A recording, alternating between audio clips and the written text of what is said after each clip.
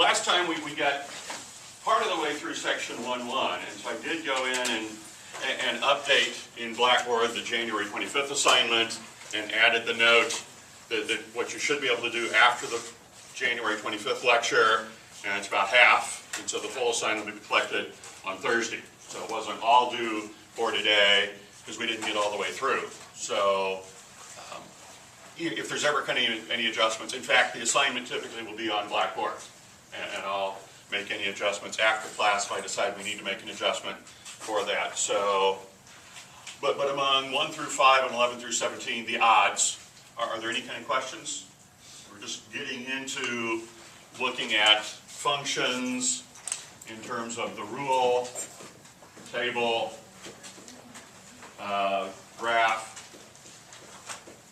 and we really haven't done much with information yet. But I think we were starting to work with this, that if we had a function in one form, we could go to a different form. So trying to work with it that way. So, any questions yet on 1 through 5 and 11 through 17? Okay.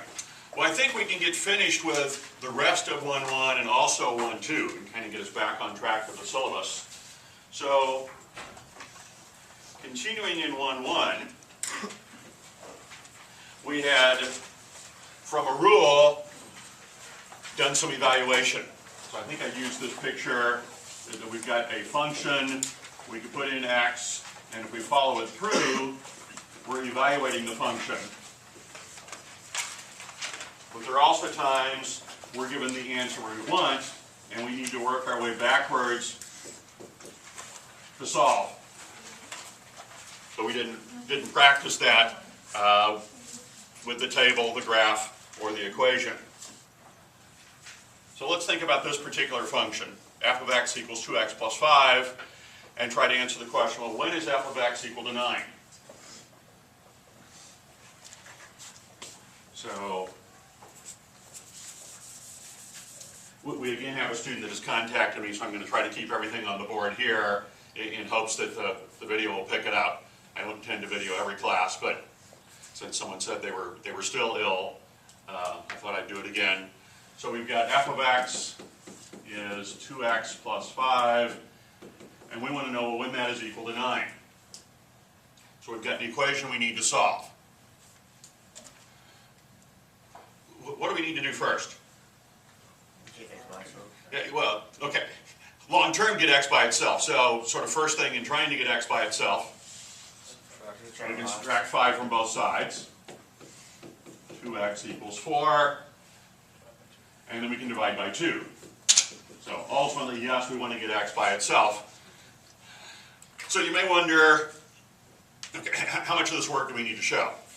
In general, show enough that if there's a mistake, I or my grader can find it, and also that if you go back and look and the answer's not right, you can figure out where the mistake was. So don't feel you've got to put all the steps, but I think for most of us, we probably will not go from, well, this one may be easy enough we could look at, it's like, oh, x is 2. As they get more complicated, probably we'll need to show some steps. So don't stress over, do I show every step I have to show, but also keep in mind the more you show, the more the greater I can tell how exactly you should proceed. And if there's an error, we can find it that way.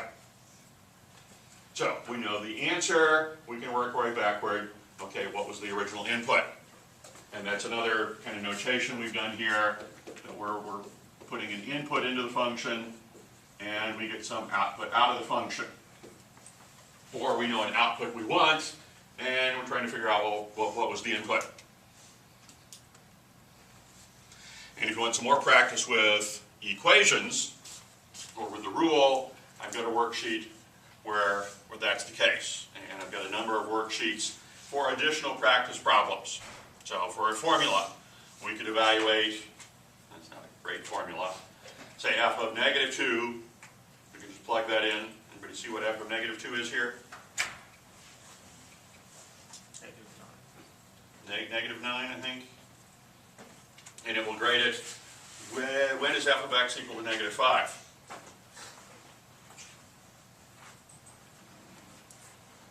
X is -1, I think. So we can figure that out. -1. And in this case, that's the only answer. Some of the examples, there is potentially more than one answer. So on all the questions worksheets, if you see a question mark, you actually replace the question mark with what you think the answer is. This one's -10.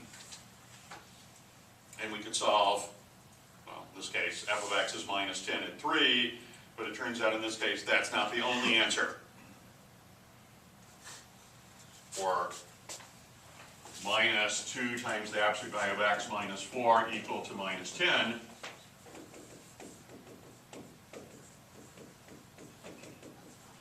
The absolute value of x needs to be 3, and there are two possibilities, 3 or -3. So with solving, not every answer comes from just one input. In fact, for certain functions it could be, here's an answer, and we decide it doesn't come from any input. We're going to kind of work toward that a little bit today as well. So if we've got the rule, we should be able to go both ways. And those are the two major operations we're going to do. Given x, find y, which is called evaluate, or given y, find x, which would be called solve. Now, we can describe functions in words, tables, graph, or the equation. Words are information. And so we did this with an equation. So let's look at what it would look like for, say, a table. So if we're asked what is f of 1, we should be able to look and figure out what f of 1 is from the table.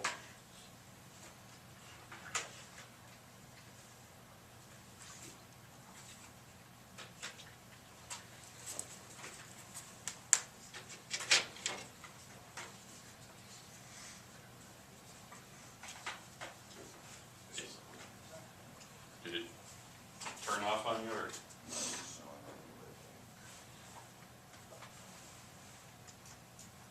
I turn it off and back on, make sure you've got the BB frequency.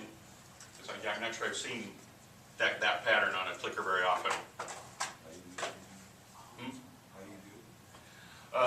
Hold the power button till the power button flashes, and then B, and then B again. And then the second B, you should get a green light that says you're now on the BB frequency. And we're doing that because I believe Physical Science in Wheeler 101 is also using the clickers at 8 o'clock, and we don't want to pick up their votes, and they don't want to pick up our votes. And it will go that far in general. So we've got an input of 1. So we look in the input table, we find the corresponding output, which is 6 here. So our answer in this case is C, which is what most said. So we can evaluate the function from a table. You did so well on that one, I don't even think I'll ask f of 3. What about this question? What would you say on this question?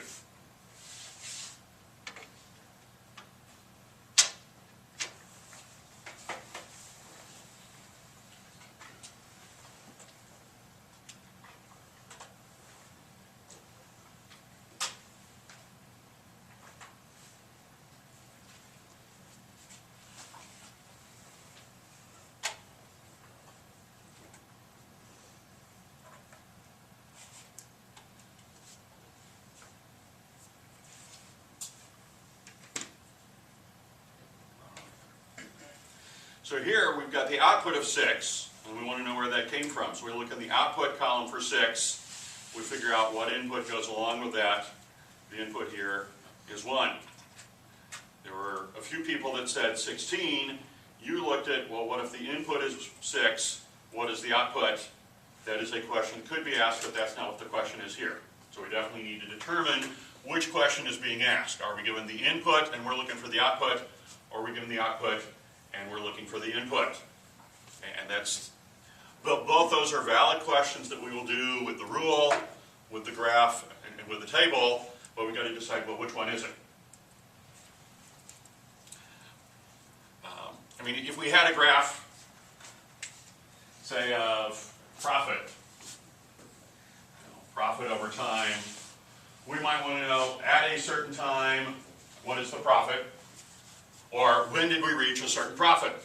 So there are definitely cases we might be asked for a specific input, find the output, and other times I'm interested in a certain output. When did that happen?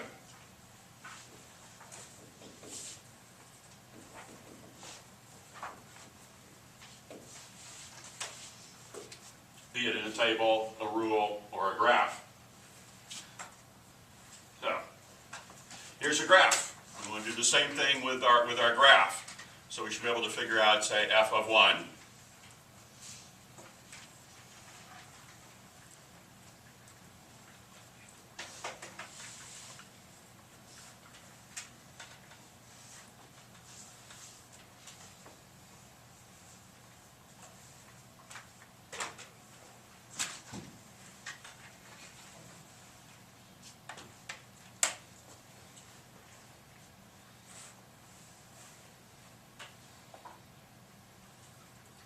So f of 1, we're looking at an input of 1.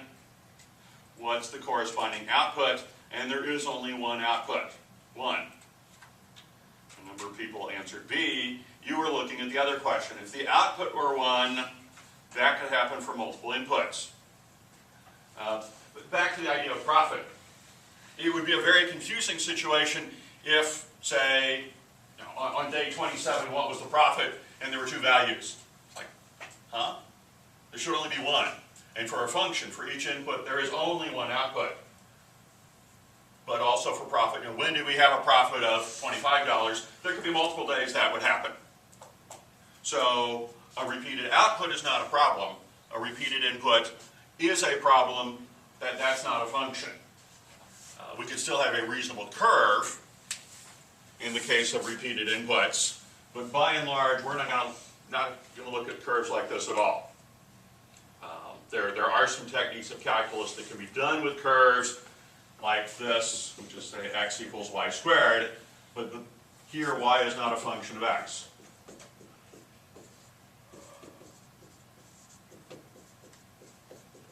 Fails what's known as the vertical line test.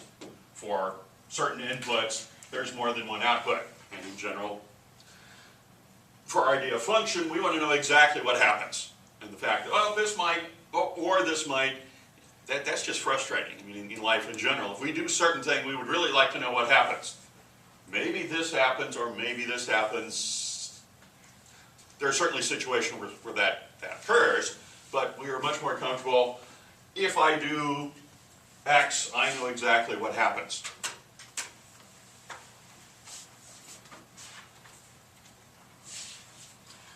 What about this question?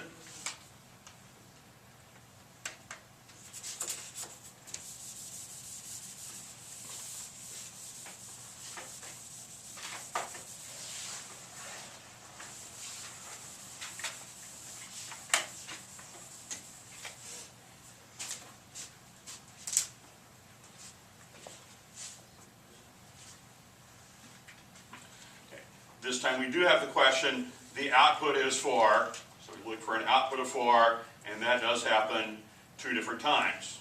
When x is negative 2, when x is 2. So in this case, C. In fact, I may have had another option here that I didn't even give you, but it is C in this case.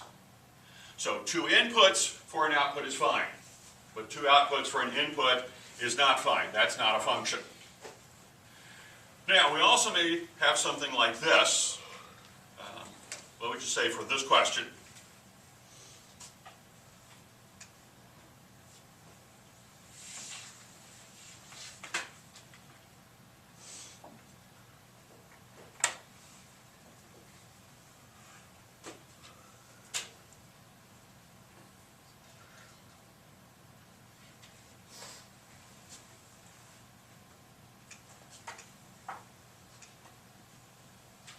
And the spacing's a little off. D should be saying off screen.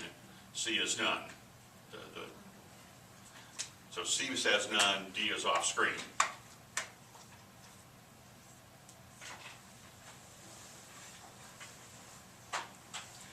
So as we look, we want an output of -1. Well, in a sense that is off screen, but it's easy enough to begin to think what would be down here and realize this function, there's no reason to expect we're ever going to get the output of -1. So there is no input where that ever happens. So even though, yes, -1 is technically off screen, we can still make the prediction here that that's never really going to happen.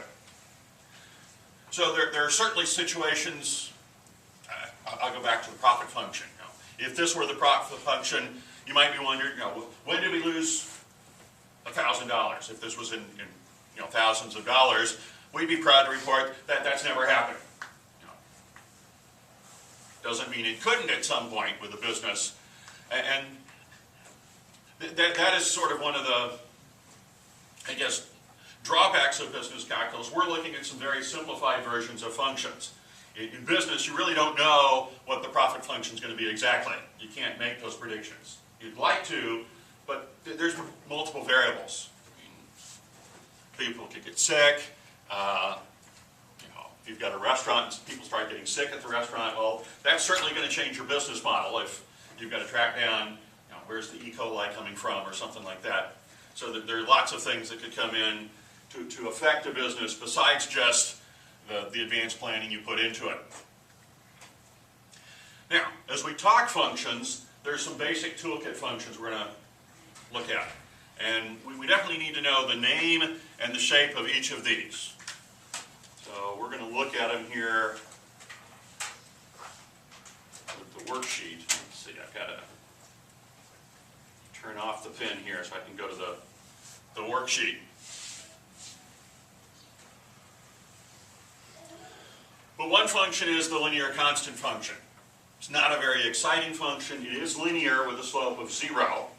And in fact, we'll come back and talk more specifically about linear functions in general. But it's not a very exciting function. I sometimes call this the parent function. It doesn't matter what the question is, the answer is no. Here, it doesn't matter what the input is, the answer is always -3. Slightly more exciting function is the linear identity function. Whatever the input is, well, that's the output too. So it's not always the same output, but it's very predictable. The absolute value function, if the input is positive, we get just the input. If the input is negative, we get the negative of the input. So the absolute value, say, of -2 here is 2. -4, the absolute value is 4. But in terms of the graph, we get this V shape. And we're going to take these basic toolkit functions and in 1-2, still today, begin to look at, well, what happens as we start either modifying them somewhat or combining them together? Well, what begins to happen with our functions? So we've got kind of our basic building blocks here. We've got the quadratic function as a vertex of 0, 0. And this is one we will see a lot, but where we've moved it around somewhat. And we'll spend some time trying to figure out where exactly is that vertex, because that's the minimum value. We'll do a little less with the cubic function, but it will show up on occasion. The quadratic function is symmetric with respect to the y-axis. Any point on the right side, there's a corresponding point on the left side of the y-axis, whereas the cubic function is symmetric with respect to the origin. Any point over here, there's a corresponding point on the opposite side of the origin. In the first quadrant, those two look fairly similar. We really need to see what happens when the input is negative to determine quadratic versus cubic. The reciprocal function, 1 over x, we will look at a few functions where we do some division. Most of our functions, though, will be adding complicated functions, or adding simple functions, or multiplying, or what's called composing. There are a few times we will look, though, at division. If we do the division with 1 over x squared, wherever x squared is 0, 1 over x squared is really positive, and the closer we get to where x was 0, the bigger the result. With division, we often get an asymptote feature that we get close to. In this case, the y-axis as x gets close to 0, and the x-axis as x goes off to infinity. So here we do get some trend ideas, and that's one of our keys of calculus is, where is the function headed, either long-term or as we get close to a certain input. With division, where the denominator is 0, getting close to 0, the outputs are getting really big. Where the denominator is really big, the outputs get close to 0 for those two functions. The square root function, the cube root function, and I think those are the basic toolkit functions that the book identifies. And so in the next section we're going to be looking at, well, what if we take these basic toolkit functions, what are the ways we can combine them, and how can we begin to get a sense of what the combined function looks like? And again, possibly with a table, possibly with the graph, most often with a rule, but definitely table, graph, and rule.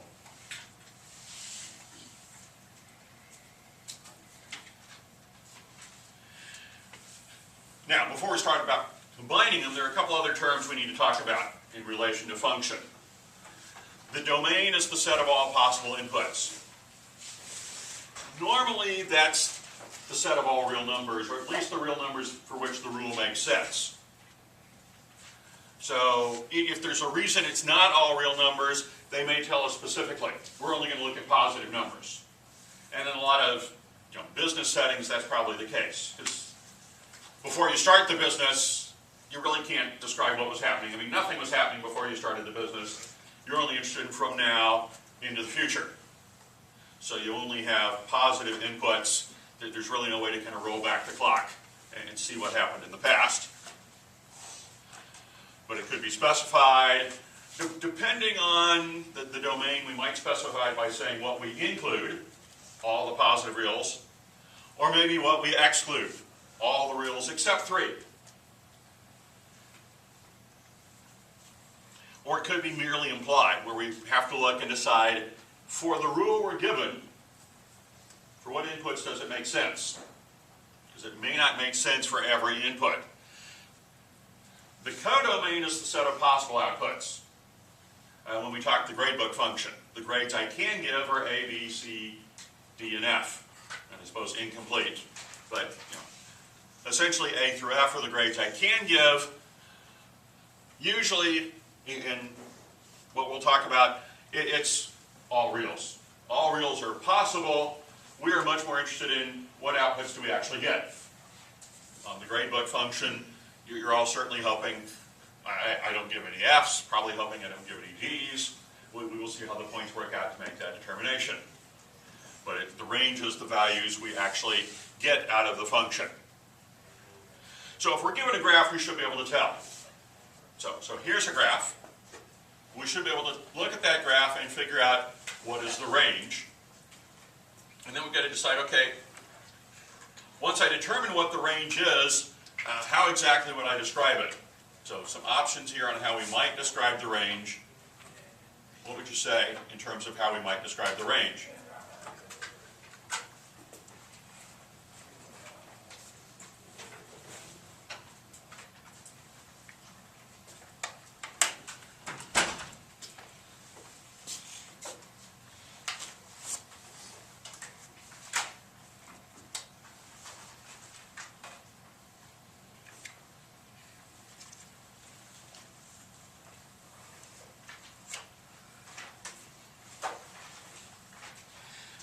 And I'll confess, on this particular multiple choice, I actually did something I usually try not to do.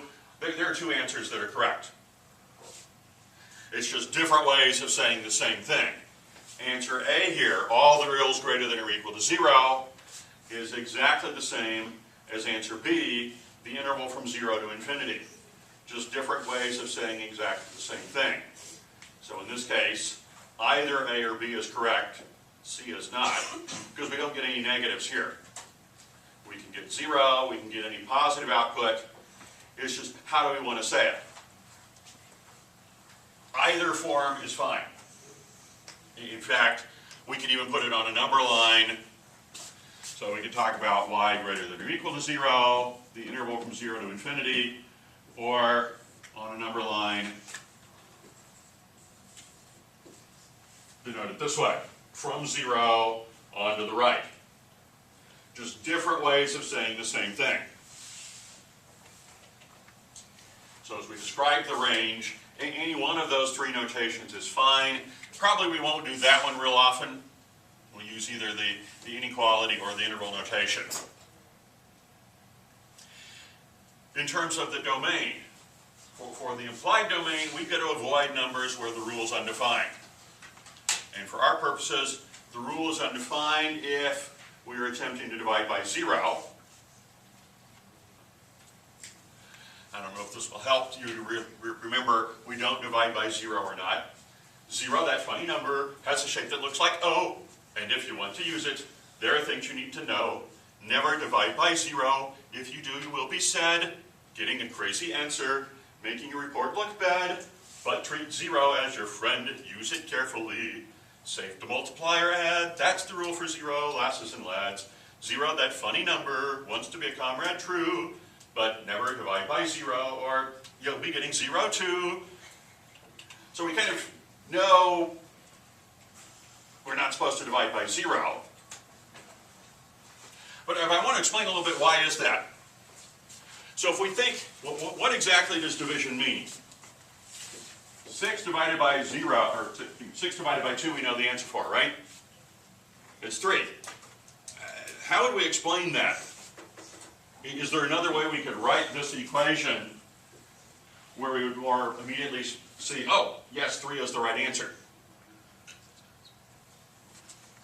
And we could write any division in terms of a multiplication. In a very real sense, that's the whole point of division. When we were solving, we divided both sides by 2 so we could figure out what x was. 2 times something, I think we had 4, but with the division we can figure out the result. So if we think of that in terms of division by 0, 6 divided by 0, we'd have to be solving 0 times what gives us 6. And hopefully we realize, wait a minute, 0 times anything, that's going to be 0. We are never going to get 6. No matter what I plug in here, I am not going to get 6. That is not possible. Now, we are interested what happens when the denominator is really, really, really small. And we saw that a little bit in the graph of 1 over x. When x was really small, the output was really big. But when we get to 0, we can't do that. It's just not possible. So you might think, well, what about 0 over 0? Could we do 0 over 0? Well, there we're interested to solve 0 times what gives us 0. This time, anything works. 0 times whatever we put in there works. So here there are too many solutions.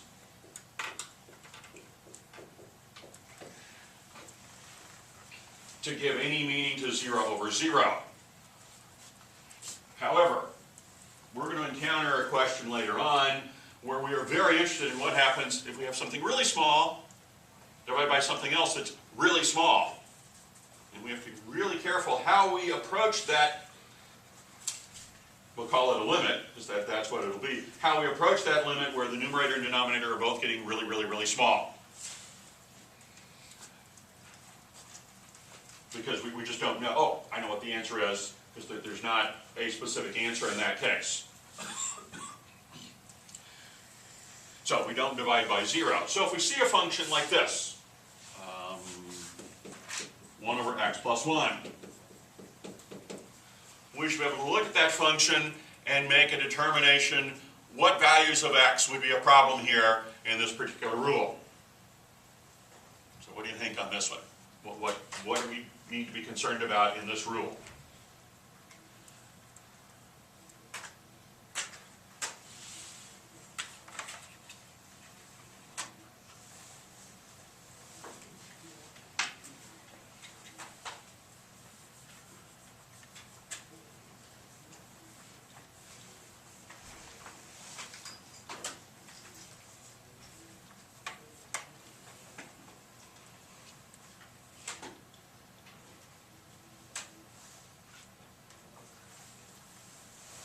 But we need to be concerned about dividing by 0. So we need to make sure the denominator isn't 0.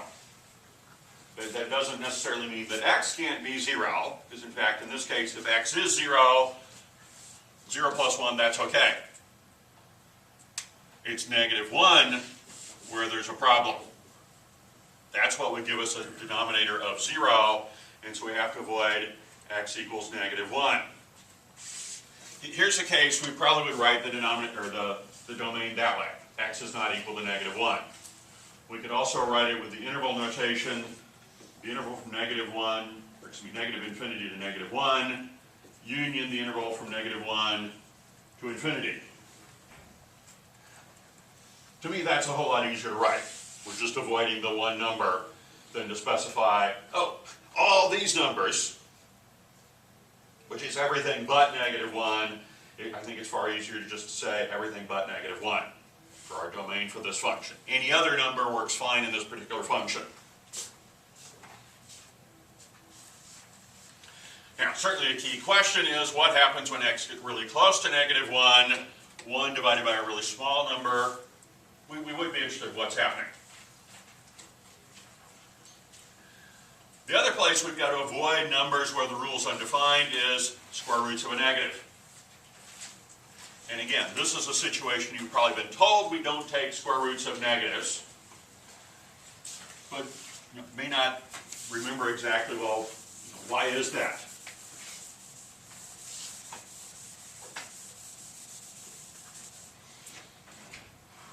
So, the square root of 9, we're familiar enough with square root, we can do that. Well, what's the square root of 9? 3. How do we know that? Because 3 squared equals 9. In a very real sense, the whole reason we talk about square roots in the first place is there are equations we want to solve. With the squared function, when do we get 11? We don't know. We can't see by inspection the answer. We could when the answer was 9. We could see what 3 is. So we develop a new function called the square root function. Go to the calculator. It gives us our answer.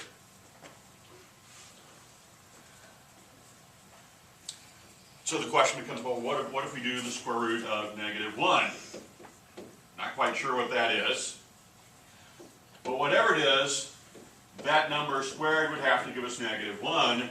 And as we start thinking in terms of real numbers, hopefully we realize, well, if I take a negative and square it, that's going to give me a positive. Order of operations, if it's a negative being squared, it's the negative times the negative. That will be a positive. 0 squared is 0. A positive squared is positive. Nowhere are we going to get a negative. In fact, we've looked at the graph of x squared. That was one of our standard functions. The graph of x squared looks like this, and nowhere do we get an output of -1. So there's no real number solution in that case. So in terms of the square root function, we've got to avoid negatives. Now, there is a situation in which we do give some meaning to the square root of -1. That gets into complex numbers. With business calculus, we are not getting into complex numbers. We are only going to work with the real number system. And so, when we see a function, if a square root's involved in there, we've got to realize, we've got to make sure we don't put a negative inside the square root. So as we talk domain, and for that matter range as well, oftentimes our answers are in intervals. And even other business examples, when was the profit positive? You might be looking at there and say, well, from this month to this month, and give it as an interval. So we could describe the set of numbers x between 10 and 20. We could describe it in words. We could put it on a graph. Since 10 and 20 are included, we can indicate that with open circles. We could put it in inequality, or we could write it as an interval. The interval has a potential problem because depending on where we see this could be misinterpreted as something else. This could be the point 10, 20. So we hopefully have enough context to know Are we talking the interval from 10 to 20 in one dimension, or are we talking the point 10, 20 on the xy plane? Because it's exactly the same notation that we would see there. Most of the time we try to avoid that, using the exact same notation to mean two different things, because that's confusing. But this is a case where it does happen in terms of intervals. Now, if we start including one endpoint or the other, on the number line we would fill them in. In the interval notation, we would use a close brace instead of the parenthesis, and in the inequality notation, it'd be less than or equal to indicate we could include that endpoint as well. So to practice that a little bit, from 10 to 20, inclusively we include the endpoints, we do less than or equal to in both cases, and we use the square parenthesis. If it goes on in one direction, we use infinity or minus infinity, depending on the direction it goes. That is never a closed parenthesis. The idea of infinity is it's more a concept of we go on and on and on. We can never get to infinity. And contrary to what Buzz Lightyear says, we can't go beyond either. So suppose we were looking to describe all x greater than 5. We could do it verbally. The inequality notation means the same thing. How would we put that in terms of an interval notation? Just to kind of make sure we're all on the same page about interval notations.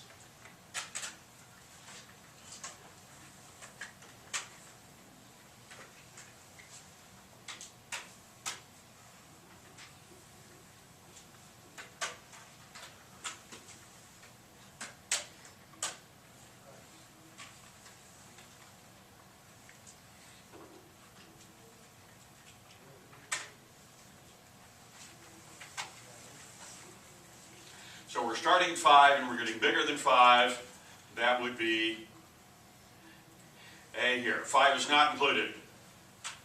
So B, 5 is included. And we are, from 5, getting bigger and bigger and bigger. Similarly, we could do all x less than or equal to negative 2. Write it as an inequality. What would that look like as an interval?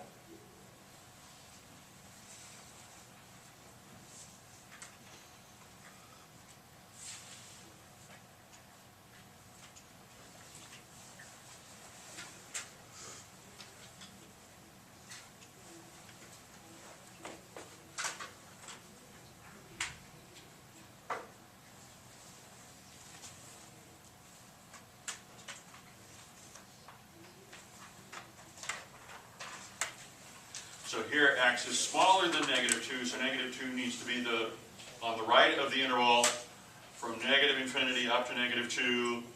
We never have a closed parenthesis with infinity or negative infinity, but C is our result here. B is going from negative 2 on. That's not what we've got here.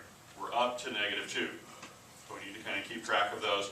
And again, these are just different ways of saying the same thing. As long as you get one of the correct responses, I'm not that particular about the form of the response. But we are interested in figuring out, usually a domain or a range. What outputs do we get? What inputs are we allowed to use?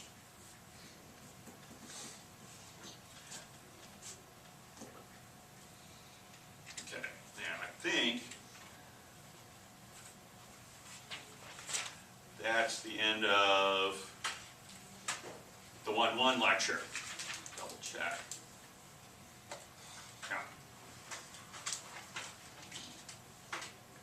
But I think we still have time to actually look at 1-2 as well. Where we're going to continue to build on functions and begin to think, well, what happens as we combine some functions? What are some of the things we're interested in observing about functions? If we have the graph especially. What are some features we're interested in terms of the graph? So one of the things we want to do is build new functions from old. Actually, we're kind of going about this the opposite direction. What we really want to do is, if we've got a complicated function, we'd like to identify the simple pieces. How is it put together? So kind of think, you've been working a job for a long time, you know how to do the whole job, but a new employee comes in and it's your job to train them. Well, you've got to break down the job into smaller pieces. We'll do this, then we'll do this, then we'll do this, and then we'll do this.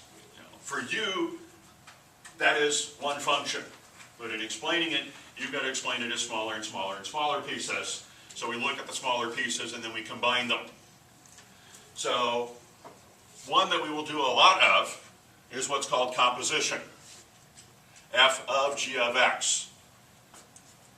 Some books will use this symbol. This book, I think, normally does f composed with g of x. This way, f of g of x. And the idea here with our sort of function picture that we've looked at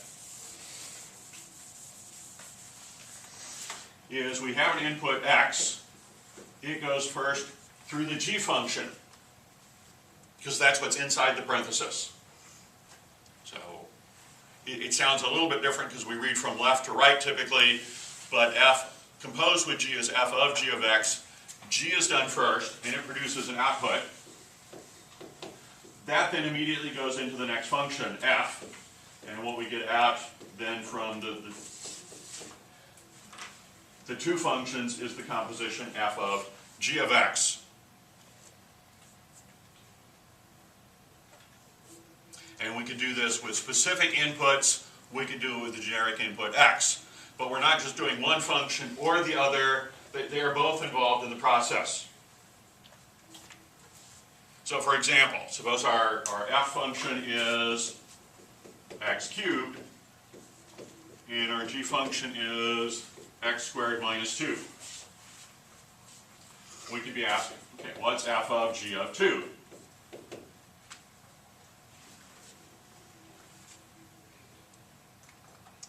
Take a little time and see if you can figure out what f of g of 2 would be for this particular example.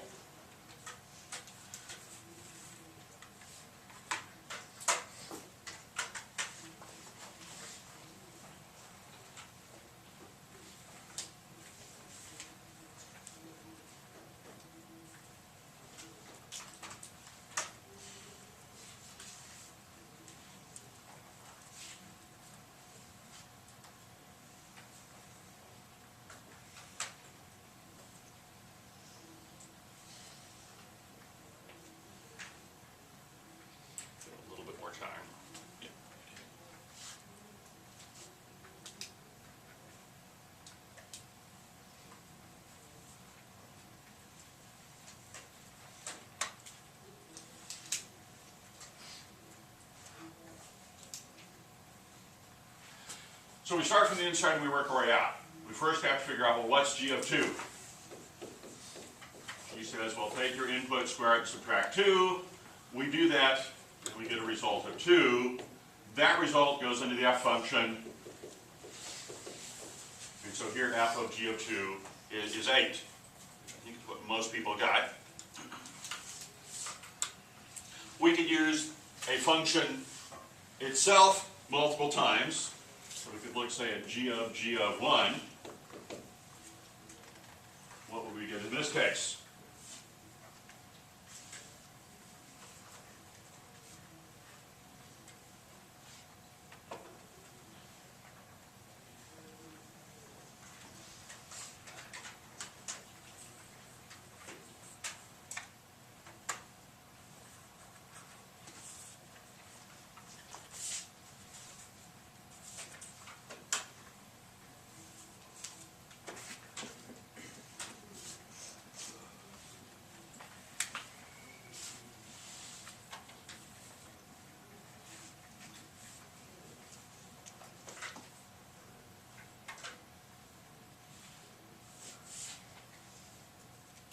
The answers I got here are a bit more kind of spread out. So we first figure out g of 1. 1 squared minus 2 is negative 1. Negative 1 runs through the g function again, so negative 1 squared minus 2. The negative 1 is what's being squared. So it's not the negative of 1 squared, it's negative 1 quantity squared. That's a 1 minus 2 So we do end up here with a -1, which is B. Those that said -3, I think probably for -1 squared got a -1. Made a sign error or did the 1 squared first and then the negative. And we have to watch the order of operations to make sure if it's -1 that's being squared, we square the -1. Not entirely sure where the 1 might have come from. Actually, I do have an idea where the 1 may have come from. What students will sometimes do, especially with composition, is treat it as multiplication. Do g of 1, and multiply the results. That was not the question here.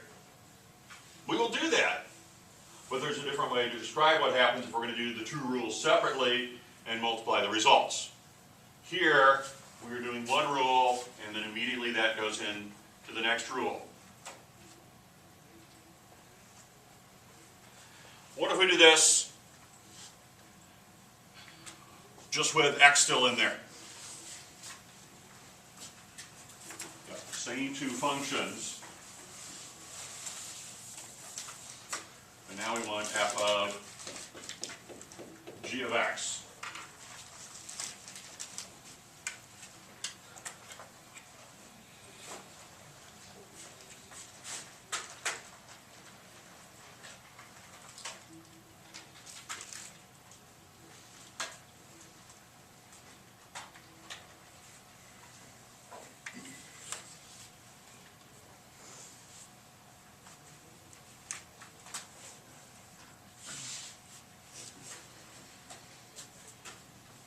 So f of g of x, g is done first, we get the result x squared minus 2. That goes into the f function. F says, take your input and cube it. So our input's more complicated, but we take the input and we cube it, which is b here. A is the f function times the g function. There are times we'll be interested in doing that, but this notation is not the f function times the g function, it's the composition. So we've got to identify, are we composing the functions or are we multiplying them? Here we are composing. Now, depending on the situation, that probably could be multiplied out. Most of the time, especially if it starts this way, we'll probably want to leave it as a composition and do some work with it as a composition, not try to multiply it out. There are a couple of examples where we are interested in multiplying things out a little bit, but for the most part, we're probably going to leave it that way. What if we do the composition in the other order? G of f of x.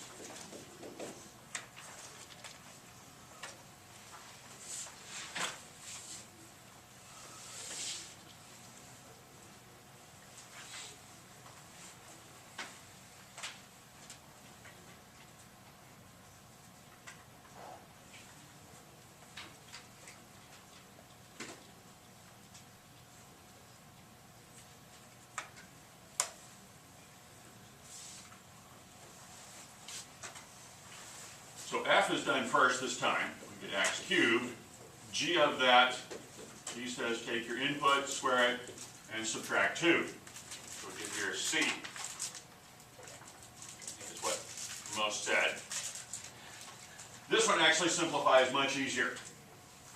And so there are times if we're faced with a question, I wonder if I need to simplify it. If the question was just find the composition, we don't need to simplify. If we were going to do something with the composition, we'd probably need to make a decision. Do I think simplifying is going to help me do something with it? I mean, say we want to know where the composition was 0. Simplifying this isn't going to help. It's actually much easier to use this form to figure out where it's 0, whereas here, simplifying it might help to figure out where this equals 0. And equals 0 is definitely one of the bits of information we're often going to be interested in with a function, is where is the output equal to 0. There is one exception on simplifying. Suppose we were asked, Well, what about f of x plus h?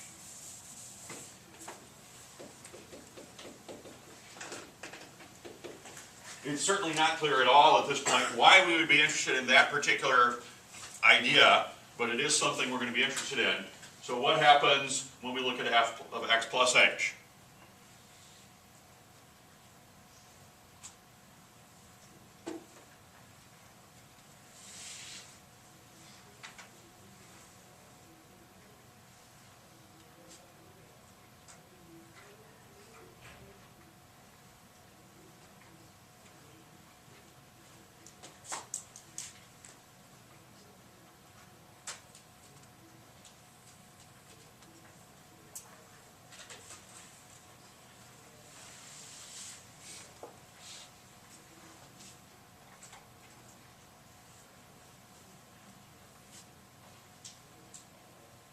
So it's written like a composition. Our argument here is something more than just x, but the rule says take your input and cube it.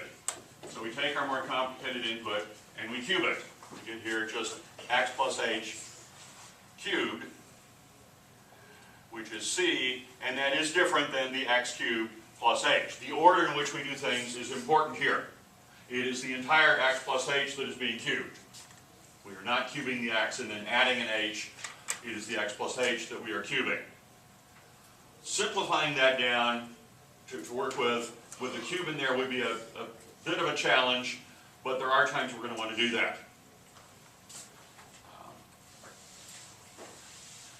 In fact, I think I'll do it with this one. So g of x plus h, what would we get in this case?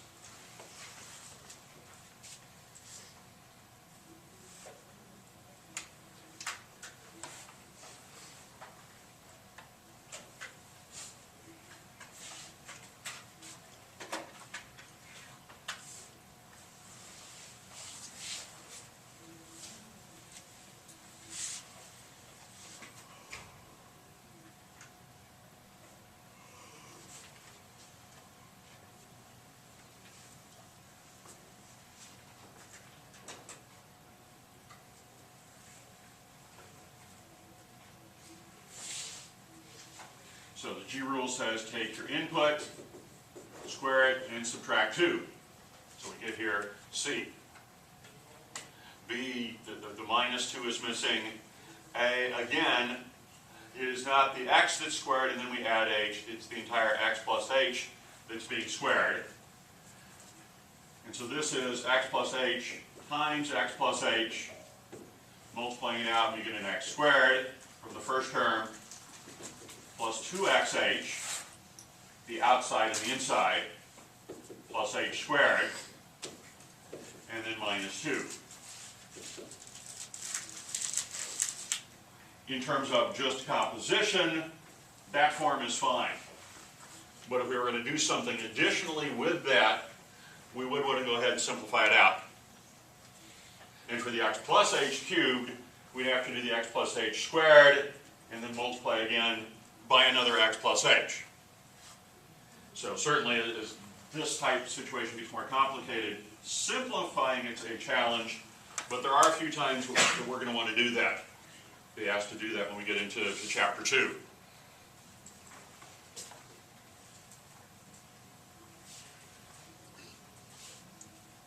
Now, we can do this with a table as well. So, suppose you were asked, what is f of g of 2 from the table?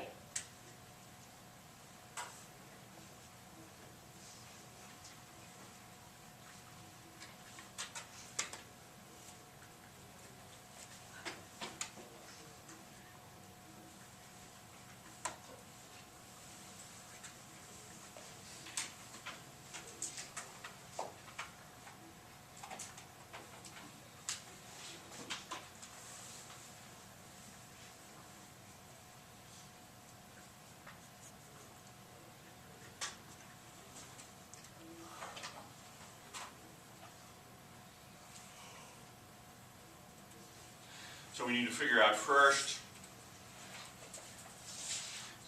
g of 2. That's not a good color. Let's go for something darker. So for an an input of 2, we look at the G table for what the output is. That's 1. That then becomes the input. Then we look in the F table for. We get an output here of 1. So there are just times we have to use 2 tables. We look up in the G table one result and that result, then we look up over in the F table. So it's a composition. And it doesn't have to be the same function or different functions. We can do G of 1. Run it through the table a couple times. I think I'll skip that. I want to make sure we've got time to get through everything. We could also do this from a graph. In general, reading from a graph is more of a challenge, especially if the graph's like this, because it's hard to read exactly. But the idea is still the same. From the graph, we should be able to figure out, say, what f of g of 2 is.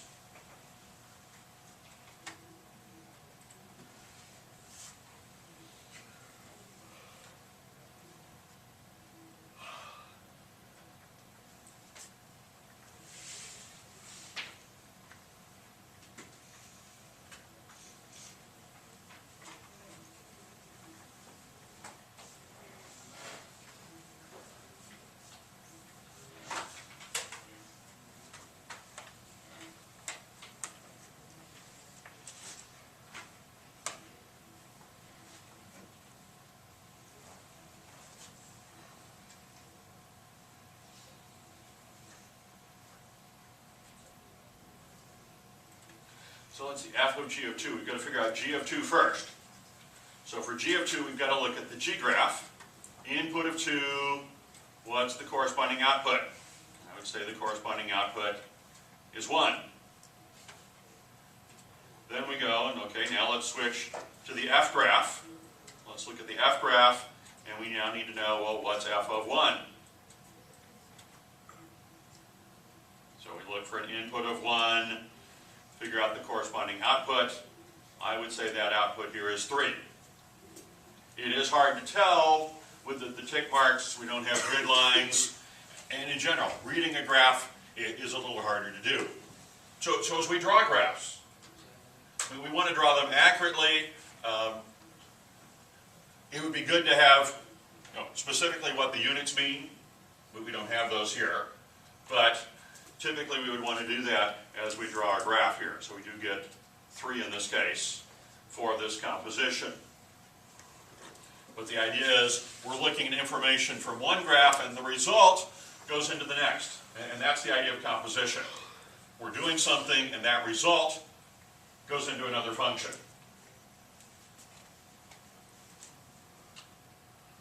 And we could do the same graph multiple times. We could do g of 1. I'll skip that one too. Now, there are other times we're going to be interested in reversing the process. We've got a complicated rule. Say h of x here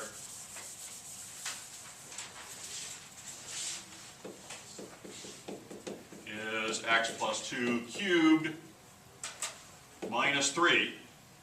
And we're looking to try to figure out, well, how is this built?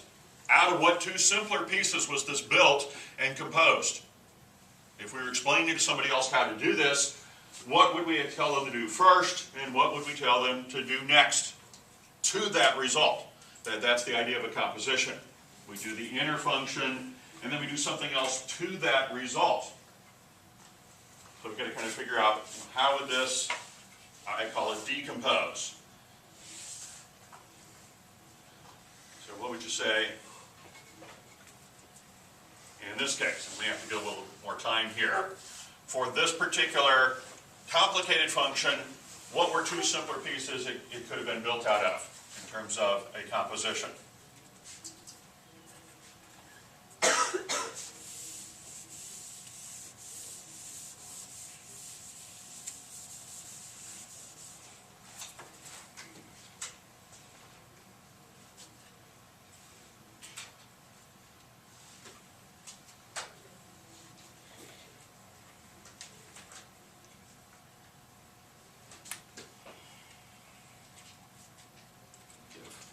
Seconds.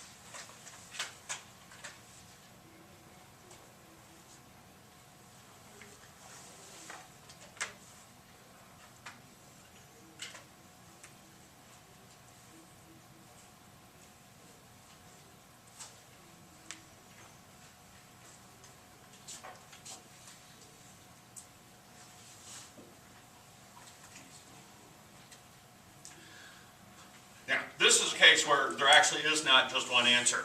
It turns out a number of people did look through all the choices and realize that both C and D do work. I think a number stopped at C and, oh, that works, I must be done.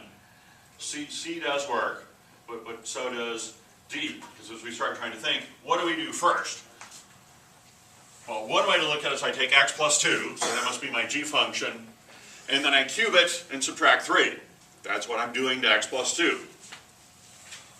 Or I could take x plus 2 and cube it, and then I could subtract 3 from that. That would give me the same result. So C or D both work here. In fact, we could break this down probably into 3 functions, because in a sense we take x plus 2, then we cube it, then we subtract 3.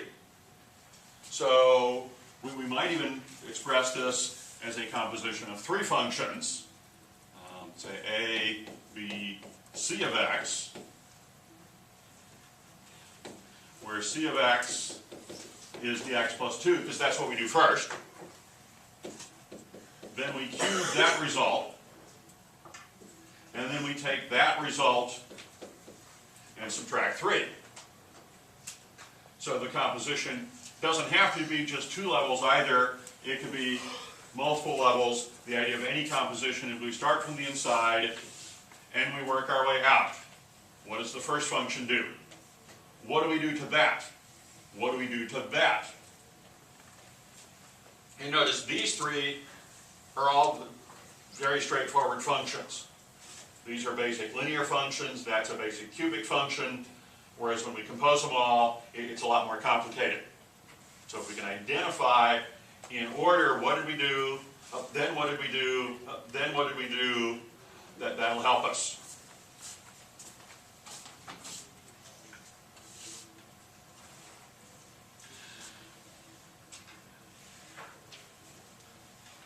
There are some other ways we could build new functions from old. We could use constants, and we could add or multiply constants.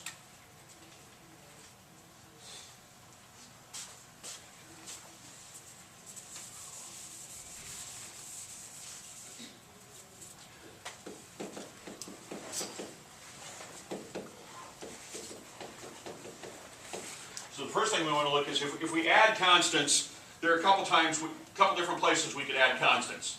We could do the function itself and then add a constant, or we could add a constant to the input, and then we could figure out, well, what happened. So, to kind of compare and contrast those. Here's a function. It's basically the absolute value function. In fact, we've already moved this absolute value function a little bit. But suppose I just add something after the fact. How would you describe how the movement of the graph? What exactly is adding a constant after the fact? What does that do to our graph? A vertical shift or vertical translation.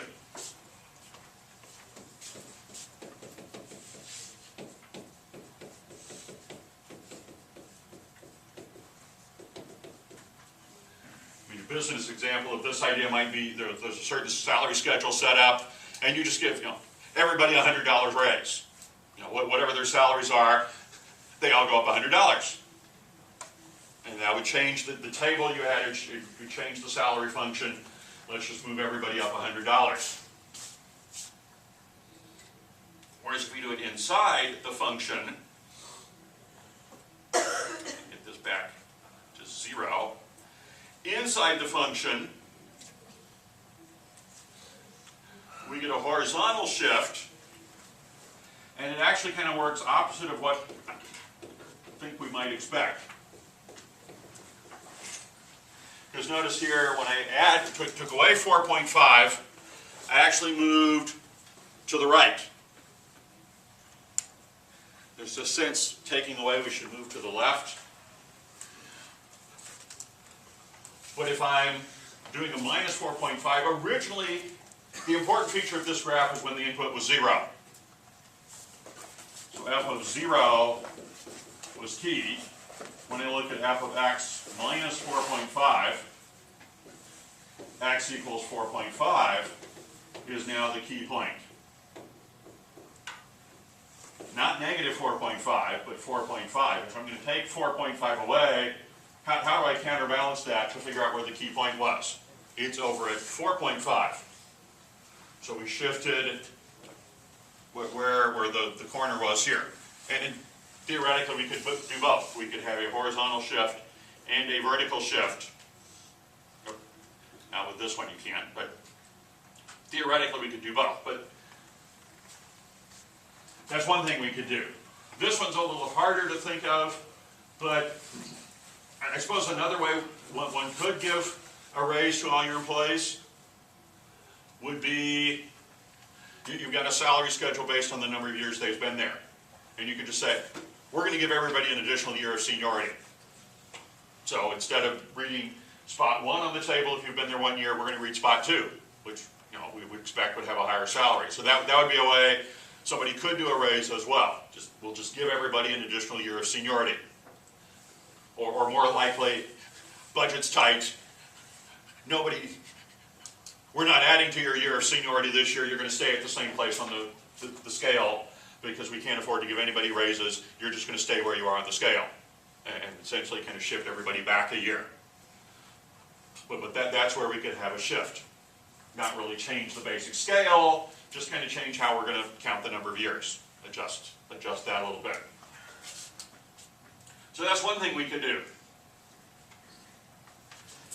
Another thing we could do, besides moving things up and down, is we can multiply by a negative outside the function, or we could multiply by a negative inside the function.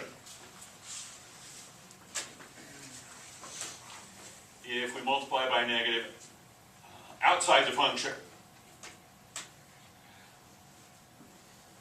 whatever our function was before, the values that were positive are now negative. The values that were negative are flipped up to positive.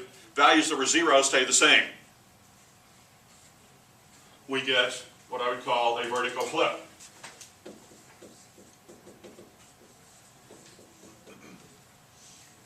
So if we know what a basic graph looks like and we take the negative of that, we would know what the resulting graph looks like. So for example, x squared, we know what it looks like. That was one of our toolkit functions that we were expected to know. So negative x squared should be a vertical flip of the x squared graph. And we didn't have to plot lots and lots and lots of points. We just recognized, how is this graph related to our original toolkit function? This graph where we were expected to know. So we can begin, even with some constants, to build more complicated functions, but still analyze fairly well what exactly is going on. What's the graph look like? Another thing that we could do, we need to look at what happens if we multiply by a negative inside. The negative inside, we get, I would call it a horizontal flip.